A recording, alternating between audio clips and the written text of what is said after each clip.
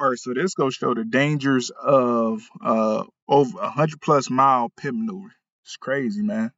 Short video.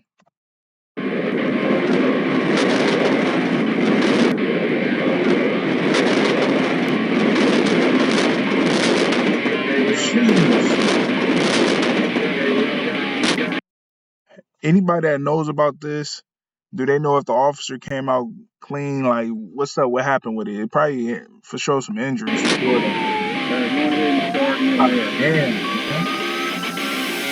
Damn. They said forget the pursuit. Forget him. Let's go check on our partner.